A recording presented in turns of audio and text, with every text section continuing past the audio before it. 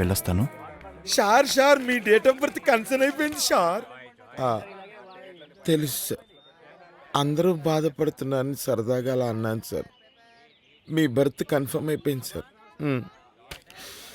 కానీ మీరు వెళ్ళొద్దు సార్, వెళ్ళొద్దు. అలా అనకు దుమ్ము. నన్ను ప్రేమించిన అమ్మ పైకి వెళ్ళిపోయింది. నేను ప్రేమించిన అమ్మాయి నా ప్రేమ కంటే తన కుటుంబ ప్రేమే గొప్పదని ఆగిపోయింది.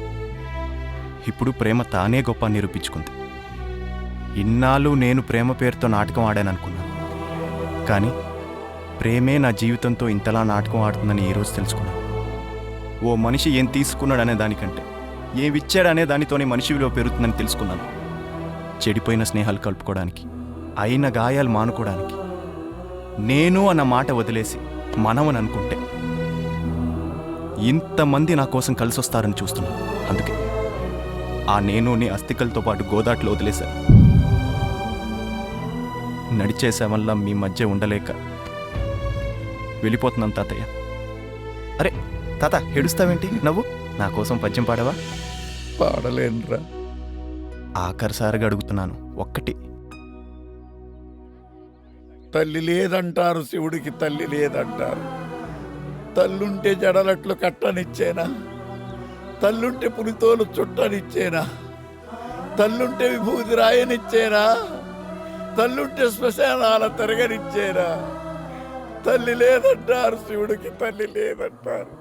తల్లి లేని శివుడే అంతటి గరుడైతే తల్లున్న శివుడు ఇంకెంతటి గరుడవును? తల్లి లేని సుకుమారుడు ఎంతమందికి గొప్పవాడైతే తల్లుంటే ఇంకెంతటి గొప్పవాడగదు సుకుమారు. పద నాన్న, బయలుదేరు. ఉంటాను. నువ్వు కూడా రావచ్చు కదరా. నేను రాను. ఒకప్పుడు ఈ ఊరు నాకేం పనిస్తుందని ఆలోచించేవాడిని. కానీ నువ్వు కలిసాక ఈ ఊరికి నేను ఏం పని చేయగలను ఆలోచిస్తున్నాను. నమస్తే. నమస్తే. ఎక్కడికి వెళ్ళినా చేతులు దండం పెడుతున్నారు సుక్కు. నీ వల్లే. ఉన్నోళ్ళు ఇంతకన్నా ఏం కావాలి సుక్కు? పైగా నీతో వచ్చేసి మా నాన్నను తాతను పిచ్చో, అదే నీ భాషలో చెప్పాలంటే డిప్రెషన్లో చూడడం నాకు ఇష్టం లేదు సుక్కు.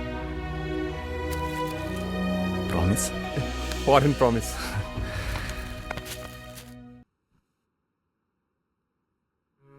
ఇప్పుడైనా ఏడవరా? ఏడు.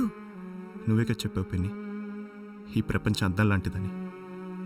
నేను ఏడుస్తున్నానని తెలిస్తే వాళ్ళు తట్టుకోలేరు, నన్ను వెళ్ళనివ్వరు. కానీ అమ్మ దగ్గర ఏడవట. ఎదురుగా ఉన్న బంధువుల్ని బాంధవ్యాలు వదిలేసుకొని ఎక్కడో ముక్కు ముఖం తెలియనాల కోసం ఫేస్బుక్లో ఎత్తుకునే చాట్ సార్ మాది. మాకు ప్రేమ గురించి ఏం తెలుస్తుంది? టెక్నాలజీ పెరిగితే తలలెత్తుకొని బ్రతకచ్చు అనుకున్నాం ఒకప్పుడు. కానీ మేము ఇంకా